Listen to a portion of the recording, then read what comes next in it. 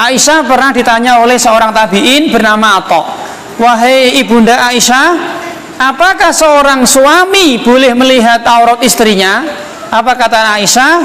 Saya itu dulu sering mandi bareng sama Nabi. Jelas Bang? Aisyah nggak bilang saya melihat, enggak. Saya itu dulu sering mandi bareng sama Nabi.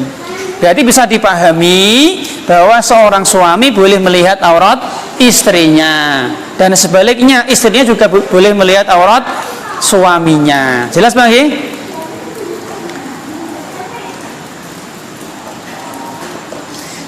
Ini kisahnya Aisyah Pak. Sekarang pertanyaan, Pak, boleh nggak kalau kita mandi bareng sama istri kita kemudian cerita sama orang lain? Boleh nggak Pak? Boleh.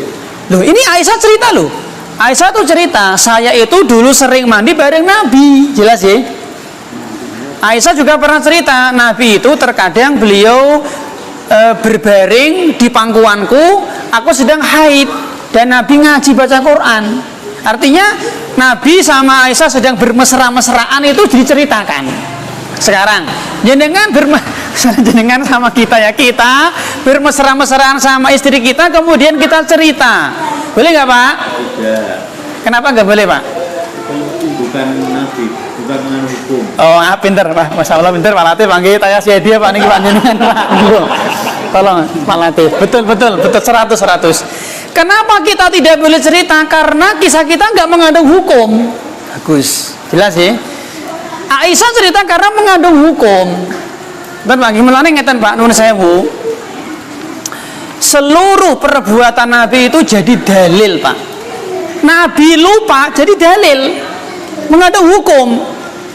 Ketika Nabi Muhammad sholat zuhur atau asar 2 rakaat, lali beliau jadi imam, lupa, ada hukumnya, yaitu hukum adanya syariat sujud sahwi. Nabi lali itu jadi hukum. Nabi pernah kesiangan, jadi hukum. Jelas ya? Jadi hukum. Makanya diamnya Nabi itu hukum Pak. Nek diamnya kiai bukan hukum.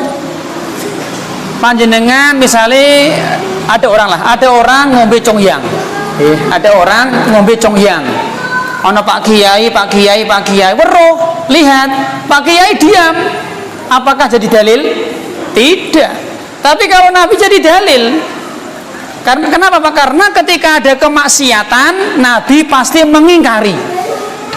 Tidak mungkin ada maksiat di depan Nabi, Nabi diam. Tidak mungkin.